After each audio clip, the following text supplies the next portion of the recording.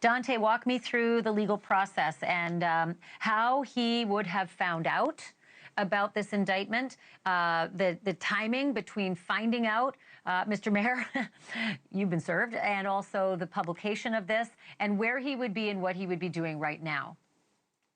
Absolutely. But first, actually, I want to just everybody take a breath.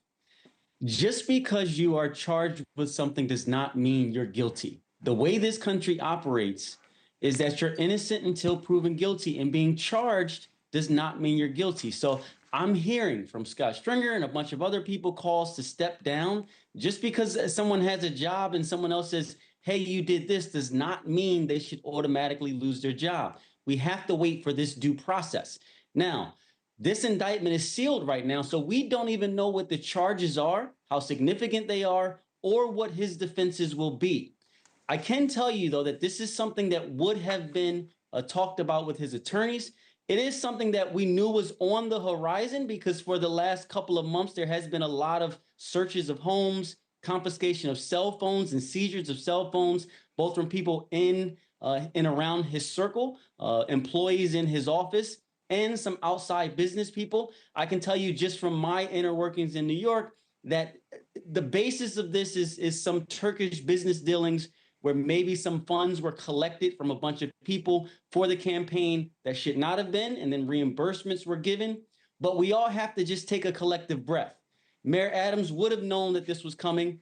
His attorneys would have been in contact. I think we've all had that shock of when Sean Combs was arrested when the indictment came down. This is a little different. Mayor Adams is not a threat to flee the city or the country. He's not a danger to the public. So it's going to be negotiated, his surrender. They're going to walk him through the process of being, have to go through the process of being fingerprinted and everything else, just like anybody else that's charged. But that's going to be coordinated and negotiated.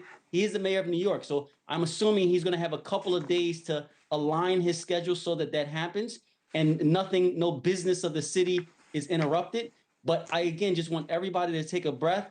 We should not convict anybody before they are found guilty or plead guilty to charges in any situation. You are 100% right. And to that, you're a smarter person at this stuff than I am. But you know as well as I do that, federal indictments result in convictions when they go to trial 98% or so of the time. So feds usually go after people they know they can get. And number two, this isn't just anybody. Donte, you've got to admit that going after the mayor of New York City, they've got more than they would normally have on any other criminal defendant. Absolutely. You would imagine that if this office, the Southern District of New York, the federal prosecutors there decided to indict the mayor of the city of New York, they had to believe that they had an ironclad case. They said the same thing about Donald Trump, right?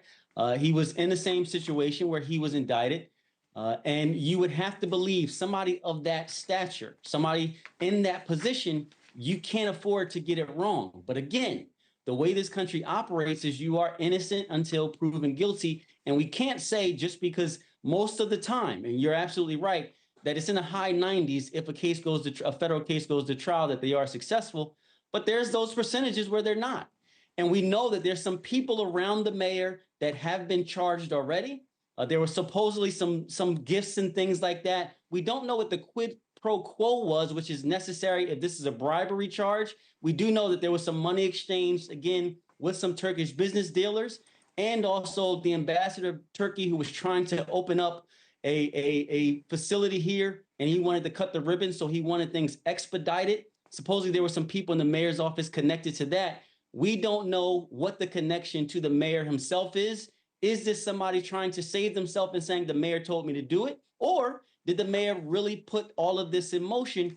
We have to wait and see. This is, though, and I will admit, a black eye on the city because you don't want politicians to be in this position at all where he has to fight this case.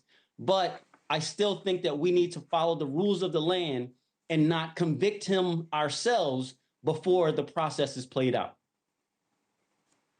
Former police captain, this mayor, and, obviously critical that he now becomes the first New York City mayor ever to face a federal indictment.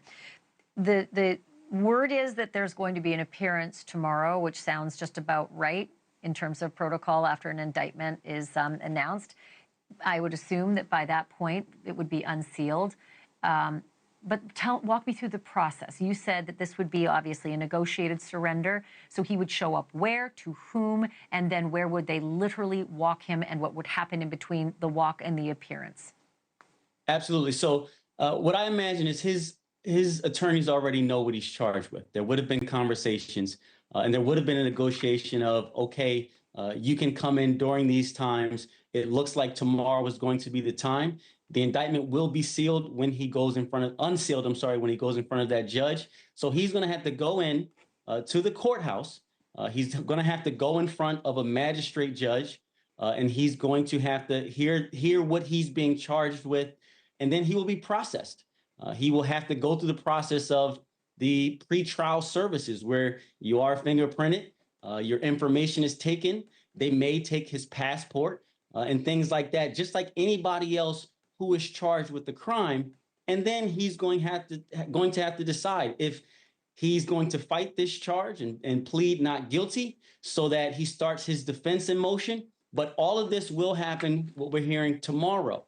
Once he's in front of the judge, the indictment will be unsealed, so we will know what he's charged with. The way charges work in federal court with the indictments is going to include a lot of information about the charges, not just the charge itself. Is going to have a statement of facts where it lists out what part of the investigation was and how they believe they can prove this crime against the mayor. So, and these charges against the mayor. So we're going to get a lot of details tomorrow about what they believe he did and how they believe he did it. We're also going to hear if there's other people involved in this directly. If there's someone who is cooperating with the government, we will not hear their names. Those type of things are protected and sealed. Thanks for watching. Go to joinnn.com to find NewsNation on your screen. And don't forget to click the red subscribe button below to get more of NewsNation's fact-driven, unbiased coverage.